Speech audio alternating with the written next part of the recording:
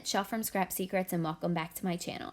Today's video is part of a very special celebration hop for Nancy May from the Handy Scandy. She hit 500 subscribers, so we are hopping along with her to celebrate this major milestone. There are giveaways that are available, so all of the information will be listed below in the description box. Please make sure that you check it out. One of the requirements for the hop was to find inspiration from Nancy's projects. So I used a color palette that she uses a lot, which are autumn colors, as well as a Colorful Life Design stencils, which you see here. Nancy actually sent me this group of stencils. It's a group of 3, and I'm using Distress Oxide onto a piece of 4 1/4 by 5 1/2 inch white cardstock. This is just Recollections cardstock, and this is the easiest stamp to line up. You put the first layer down, and then the second layer actually covers what you did the first time, and then you just ink that up, and then there's a third one. So these are camouflage stamps, or stencils. I will have them listed below in the more information section as well. And I used Barn Door, Carved Pumpkin, and Mustard Seed to do the 3 colors. And to me, they looked like flames, not camouflage, just because of the color palette I chose. I've done this one in some greens and it came out amazing. I've done it in pinks, which came out really cool.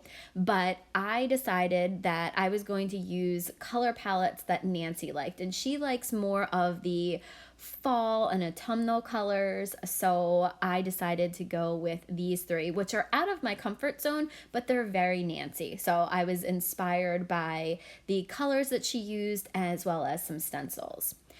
And now you're going to see me pick out a couple different blends of Sparkle Blends, which is an Etsy shop. A Doodles Paper Playground is the Facebook name, and then she has a Etsy shop. This is a woman named Amber, and she has some of the cutest embellishments, and I picked out a couple of different blends and mixed them together, which I really like doing because it really customizes your project.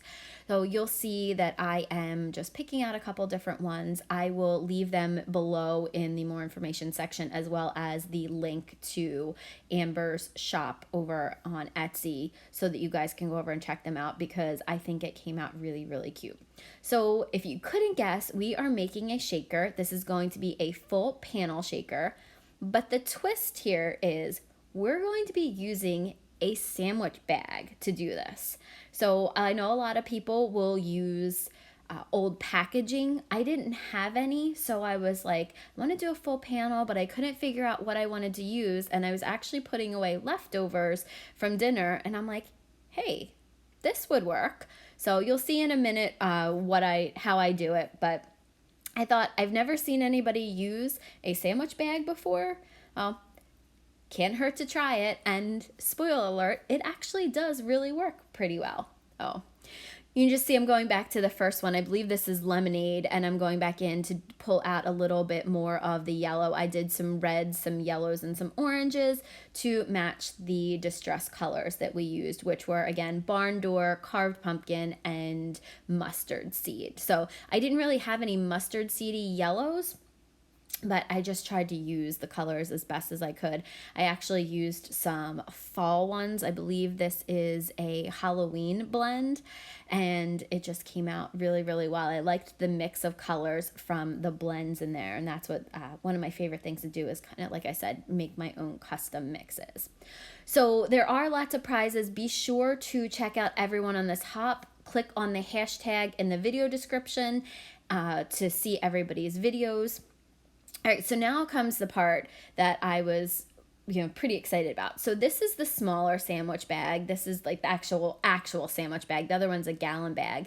But I thought that it was a little bit too wrinkly, so I actually took that out, and then I wanted to try the larger one. So because the content and the date was on the bag, I actually used the back of it, and you're not even going to be able to see it because it's going to be wrapped around there, and it's fine. You're not going to be able to see any of that.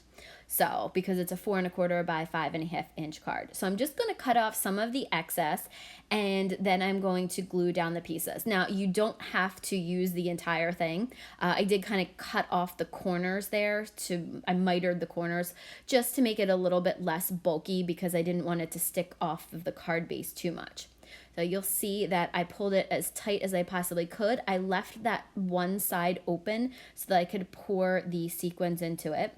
But I picked out my Honeybee Bee Creative glue and glued that down. You could use a tape runner. I just didn't want to attempt that because I didn't know if it was going to rip the bag or not. But if you have double-sided tape, you could just put that down and peel the backing off. That would work as well. Now you see I'm going to pick up my sparkle blends and the custom mix that I did, and I am going to pour them into the front of the card and then just shake it a little bit just to make sure that they shake around. I wasn't sure how tight I had to pull the front, but it actually works out a little bit better the tighter that you pull it. So now again, I'm going to go and glue the rest of it down just to make sure everything is snug and in place and none of the sparkle blends fall out, which I've done that before where I've forgotten to put the backing on something when I did it the normal way with acetate, and sparkle blends have fallen out. So at least I did a little bit better this time. I'm just gluing down all the edges again to make sure that everything is nice and tight, shaking everything around, and surprisingly, it works. The next thing that we're going to do is stamp out the image that's going to go on the front, and this is from a honeybee stamp called Brilliant Days. And we are going to stamp out these crayons. I'm not actually going to use all of them in the end because I started off doing something and then changed my mind like I normally do. So you can see here that I am using some Ohuhu markers to color it in. I also used a couple of Copics. I think I cut that out. But I thought that I was going to color them all in. And I started with the red and I didn't like the way it came out. So I decided, all right, let's color in the wrapper part of it, the little black line that's on the famous Crayola crayons. Let's just color that in. So I took the 120 marker from Ohuhu and colored everything in except the middle, and then I'm going to go back in with a gray marker and fill that in. And I believe this is a CG2 marker, possibly. I thought that I put the cap in there, so I apologize that I don't know which marker it is. It doesn't really matter. It's just a lighter gray marker, and I like the way that came out. And I had started to I colored 2 more crayons. I colored a red and an orange, and I really didn't like the way they came out, so I decided to cut those off. So that's why you see smaller crayons here. And I am going to be using the same colors of Distress Oxide to just go over the crayons. And I apologize for the shaking. I am getting a new camera mount because this is quite annoying.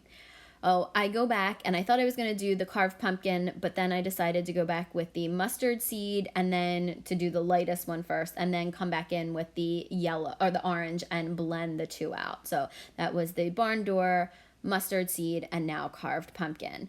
And once I liked the way that was all done, after that was all done, I fussy cut that out. And then I'm going to use the sentiment from that same stamp set, You Color My World. I'm using Versa Fine black ink, this is the black onyx ink, I believe, to stamp the sentiment down because that gives a nice crisp sentiment. But this does take a little bit longer to dry because it is pigment ink. So I did put it to the side and let it dry so that I didn't smudge anything, which would typically be something that I would do. So once I got a really good stamped image, I put that to the side, cleaned everything else off, and once it was dry, I took my Spectrum Noir sparkle pen and went over all of the tops of the crayons just to give it a little bit of shine, and you can see there in the light, on the very left-hand side, that it was sparkly. The next thing I did was take the scrapbook.com adhesive, like little pop-up adhesives that I got in a kit from somewhere, to put them on the back. I actually cut some of them down so that the tops of the crayons would have some dimension on it because I wanted it to be off of the plastic bag or the shaker bits. I just wanted it to be off of that so that I thought maybe that would help with the shaker bits. I don't know why I thought that. I don't know if it really does, if it really makes a difference, but I think it looks good with just a little bit of dimension on the card. So I'm using my Honeybee Bee Creative Glue to glue that down, and then there you go, it shakes. So that's it. Thank you guys so much for watching. Here are some still pictures of it.